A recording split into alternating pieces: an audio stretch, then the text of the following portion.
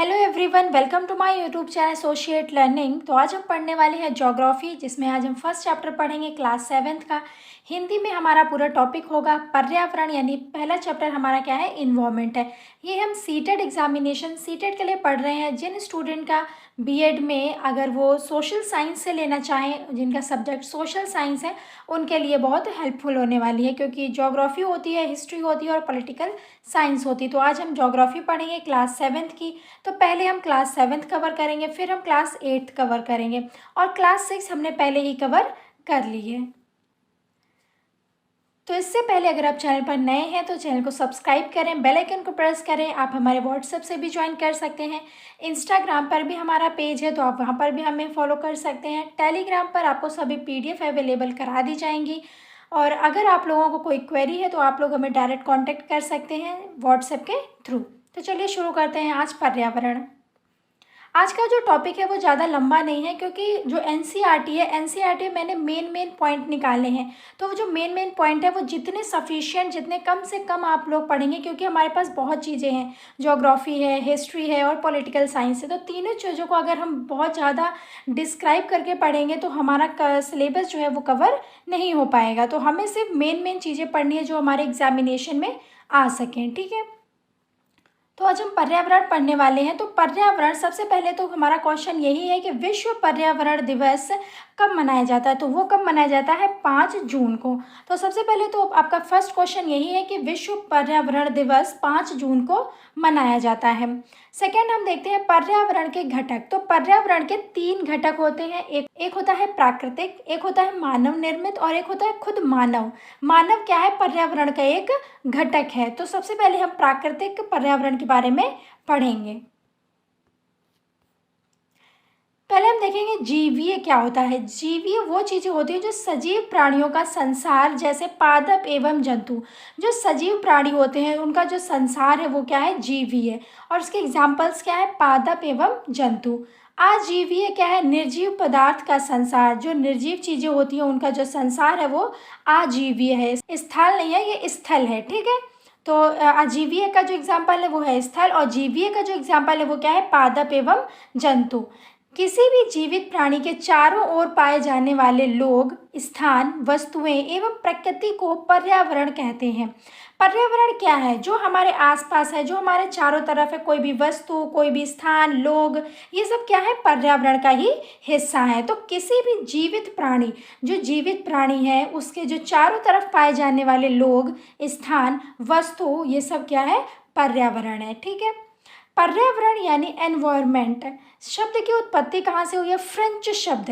ये इंपॉर्टेंट है, ये आप लोग जरूर याद रखें, कहाँ से हुई है, फ्रेंच शब्द से इसकी उत्पत्ति हुई है। इन्वायरोनर या इन्वायरोनेर से हुई है, जिसका अर्थ क्या है, पड़ोस। तो पर्यावरण यानी कि जो इन्वायरमेंट शब्द है, इसकी उत्पत्ति फ्रेंच शब्द से हुई है।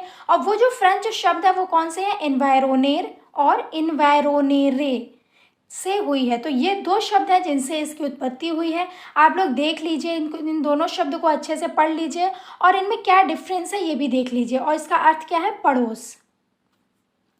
अब हम देखते हैं प्राकृतिक पर्यावरण क्या होता है। पृथ्वी की ठोस प्रॉपर्टी या कठोर ऊपरी परत को स्थल मंडल कहते हैं। यह चट्टानों एवं खनिजों से बना होता है एवं मिट्टी की पतली परत से ढका होता है। तो ये क्या है, पृथ्वी की जो ठोस प्रॉपर्टी है या कठोर ऊपरी परत, उसको हम क्या कहते हैं, स्थल मंडल। जो ऊपरी परत है उसको हम क्या कहते हैं, स्थल मंडल कहते हैं, ठीक है। ये सभी एनसीईआरटी के मेन पॉइंट है, तो इनको आप जरूर लिख लीजिए, या फिर आप लोग मुझे बताइएगा तो मैं आपको टेलीग्राम पे शेयर कर दूंगी, ठीक है। नेक्स्ट पॉइंट है, स्थल मंडल वह क्षेत्र है। स्थल मंडल कौन सा क्षेत्र है, जहाँ जो हमें वन, कृषि एवं मानव बस्तियों के लिए भूमि, पशुओं को चराने के लिए घास स्थल प्रदान करना है। यह खनिज संपदा का भी एक स्रोत है। तो स्थल मंडल में हम क्या करते हैं, खेती भी करते हैं, बस्तियां यानी हमारे घर भी होते हैं, हम पशुओं को चराने के लिए घास स्थल भी होते हैं। तो ये सब चीज़ें कहाँ होती हैं, ये होती है स्थल मंडल में, ठीक है। नेक्स्ट पॉइंट है हमारा, पृथ्वी के चारों ओर फैली वायु की पतली परत को वायुमंडल कहते हैं। तो जो पृथ्वी पर चारों ओर जो फैली है वायु की पतली पतली परत है, तो उसको क्या कहते हैं, वायुमंडल। नेक्स्ट पॉइंट है परितंत्र क्या होता है।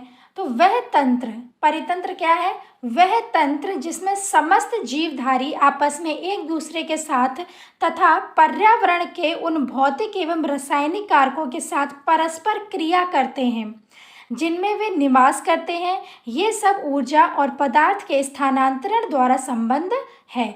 तो वो तंत्र जहाँ पर क्या जीवधारी आपस में एक दूसरे से क्या करते हैं, आपस में एक साथ तथा पर्यावरण के उन भौतिक एवं रासायनिक कारकों के साथ परस्पर क्रिया करते हैं, तो वो क्या है? परितंत्र है। ठीक है। नेक्स्ट पॉइंट है, वायुमंडल में परिवर्तन होने से मौसम एवं जलवायु में परिवर्तन होता है। तो अगर वायुमंडल में परिवर्तन होगा तो मौसम में भी परिवर्तन होगा और जलवायु में भी परिवर्तन होगा। नेक्स्ट पॉइंट है, पादप एवं, ये एवं लिखा है, पादप एवं जीव जंतु मिलकर जैव मंडल या सजीव संसार का निर्माण करते हैं। यह पृथ्वी का संकीर्ण क्षेत्र है जहाँ स्थल, जल और वायु मिलकर जीवन को संभव बनाते हैं। ठीक है, तो ये क्या होता है? हमारा परितंत्र। नेक्स्ट पॉइंट है हमारा मानवीय पर्यावरण, वस्तु विनिमय पद्धति। वस्तु विनिमय पद्धति का मतलब है, इंग्लिश में इसको बार्टर सिस्टम भी कहते हैं। ठीक है, यह वस्तुओं का अदला बदली का व्यापार है जिसमें धन का प्रयोग नहीं होता है। देखिए, अगर आपने क्या किया, अगर आप किसान हैं, अगर आपको क्या चाहिए, गेहूं की ज़रूरत है, अगर आपको गेहूं की ज़रूरत है और कोई एक व्यक्ति है जिसको चावल की ज़रूरत है, तो आप क्या करेंगे, इसके पास क्या है, चावल है और आपके पास, इसको गेहूं चाहिए और आपको चावल चाहिए, तो आप क्या करेंगे, इससे चावल ले लेंगे और इसको गेहूं दे देंगे। तो इसको कहते हैं बार्टर सिस्टम, यानी वस्तु विनिमय पद्धति। वो पद्धति जिसमें हम धन का प्रयोग नहीं करते हैं, यानी कि हम मनी का प्रयोग ना करते हुए अपनी चीज़ों को अदला बदली करते हैं, ये बहुत पुराने समय में होती थी। इससे हमें काफ़ी प्रॉब्लम आती थी, क्योंकि हमारी जो वस्तुओं का जो वजन था, जो उनका भार था, जो उनका प्रयोग था, वो सेम नहीं हो रहा था। यानी कि गेहूं किसी के पास जा रहा है तो उसकी वैल्यू चावल की वैल्यू से ज़्यादा थी, गेहूं की वैल्यू चावल की वैल्यू से ज़्यादा थी, तो वो उसमें क्या हुआ था, उसमें उसका नुकसान हो रहा था, इसलिए फिर मनी का प्रयोग किया जाने लगा।